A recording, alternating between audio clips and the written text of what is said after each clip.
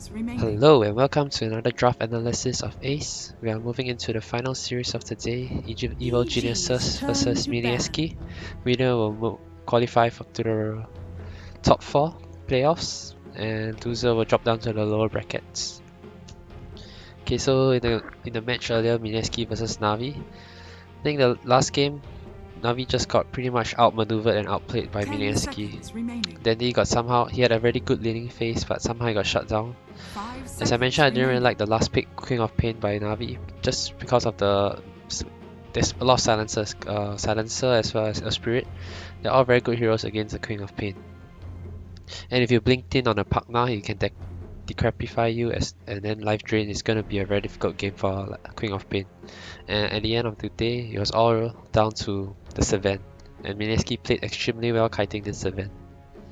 So yeah, outmaneuvered and outplayed by Mineski, and now here they are facing Evil Geniuses. Okay, so this is game 1 of the best of 3. Mineski having first pick, they ban away Spirit Breaker and Io.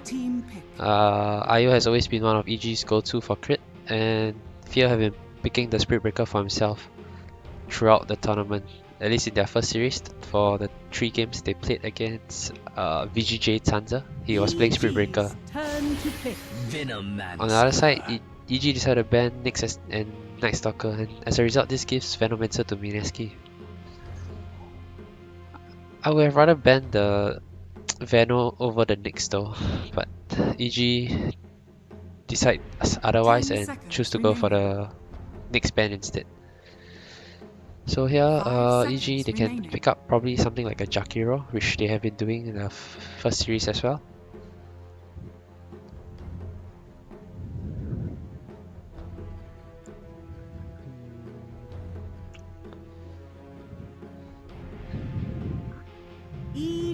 Jakiro or Spirit and Pugna.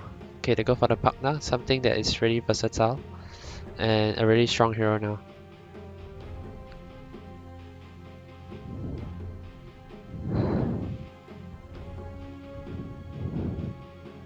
Okay, so Fear isn't planning to go for the Jakiro. I mean, if that's the case, if he wanted a Jakiro, he would have picked up by now, but he's taking his time to think about it.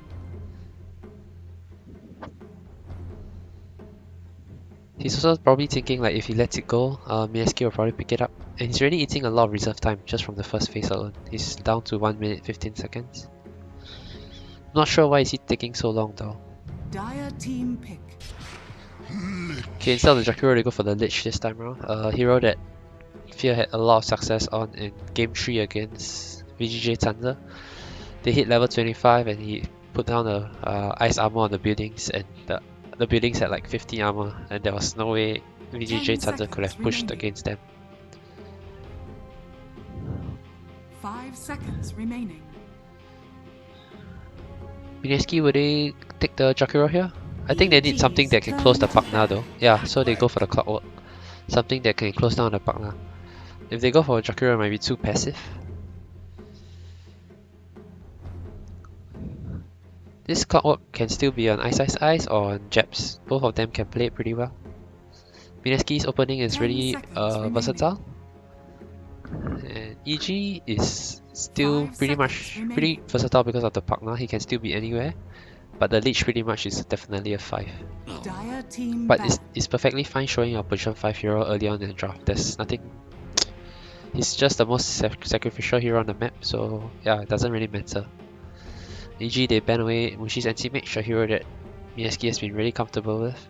A lot of teams have been banning this hero against Mineski in the second phase, and with good reasons. 5 seconds Mineski, the second phase, they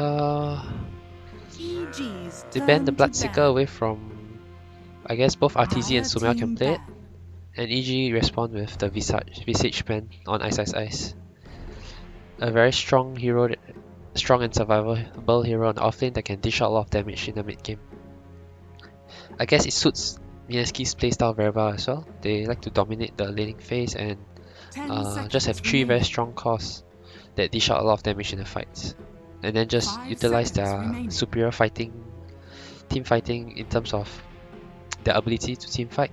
Not so much the heroes, but their players, how they help each other and do the damage and get out scot-free. I think in the series against Navi, a lot of times you see Mineski save each other just by the skin of their teeth. Like they're about to go down, then someone save Mushi saves, like let's say Ninja Boogie, or Mushi saves Ice Ice Ice, that kind of thing. So they actually team fight very well. They are very good at saving each other, and at the same time dishing out the damage that they are required to. And Mineski continue to target RTZ. They ban away the Lone Druid, which they had quite good success in the game against our VGJ. I think Mineski, they need more lockdown on this puck now. They need something more. Clockwork alone is good, but it's not enough. They could possibly go back for the silencer, which they did earlier as an answer to the puck now. Or they can even go for Life Stealer on Mushi just to jump with the Clockwork and burst this down this puck now immediately. The only problem about Life Stealer is Decrepify is a very good kiting tool against him, and he's not a hero that will go for Diffuser. EG they go for the crit Skunka. This Leech Skunka was the same support duo that EG went for against the BGJ Thunder in Game 3. It worked out really well. Skunka is able to set up kills, and the boat buff is really good against Venomancer as well, being able to reduce the damage output.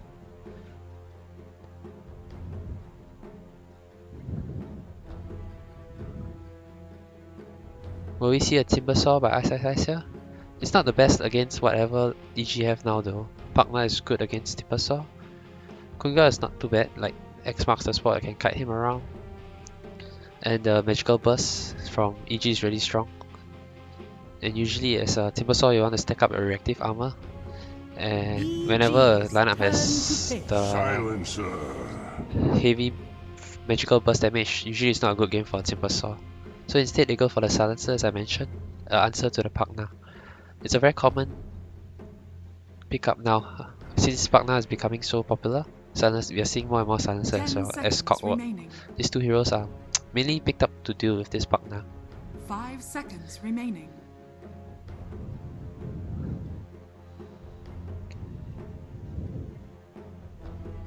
Jeps was playing a very good Clockwork the other day. I think it was the Star Ladder. He was playing insanely well. So we could highly possibly see him on this Clockwork, and Ice Ice Ice will pick up a more flashy hero.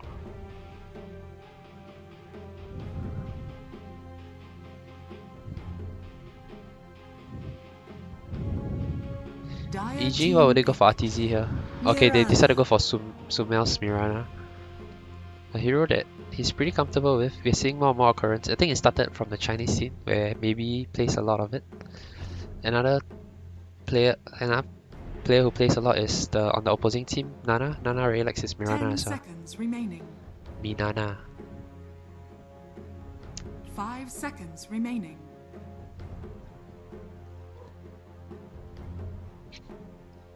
EG's turn to ban. Basically they go for the puck here.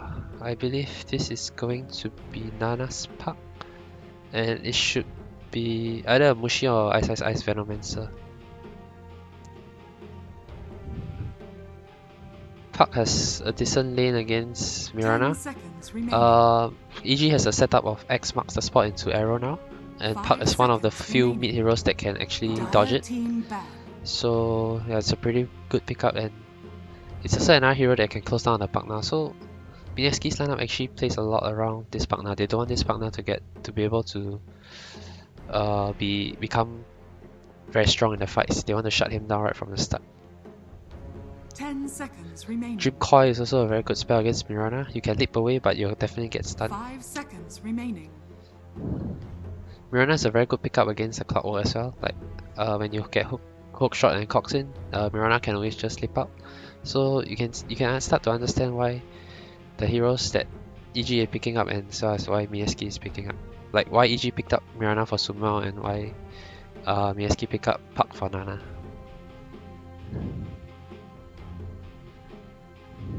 Okay, so EG they last banned the Brute Mother, targeting Ice Ice Ice. As I mentioned, they are lacking with his hero. It could still be a Venomancer on Ice Ice Ice. EG's turn to pick. And they go for the Monkey King. Okay, so I believe this is going to be a position 1 Veno and a Ice Monkey King. Just because Ice is the more flashy player, so Monkey King suits him, and Veno is like the more stable, boring hero, which Mushi has been playing throughout the tournament as well as Star 10 Ladder. seconds remaining. Venomancer, he can always solo the safe lane, so that 5 allows seconds Silencer and remaining. Cloudwalk to roam around and do their stuff, helping Monkey King on the off lane and Puck in the mid lane. EG on the other hand, they need to pick up a carry for RTZ that can do well with this Monkey King. Sylvan isn't too bad. Chaos Knight is Choose your hero. also quite decent, I would say.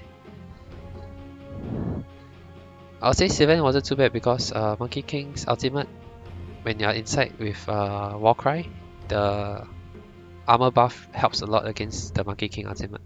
But CK has really high armor as well, and his burst damage is really good against Monkey King. He also provides the extra lockdown so that he can set up for like X-Torrent and other stuff, or it's a follow-up to the X-Torrent and they'll have enough lockdown to bring down the Monkey King. Okay, so draft-wise, the fact that Mineski has drafted so much counters to this partner, it's very hard to see him coming online, but they still have the Sumel's Mirana as well as the RTZ Chaos Knight, which Mineski's lineup doesn't really have the best tools to deal with illusion, a very tanky illusion-based Chaos Knight.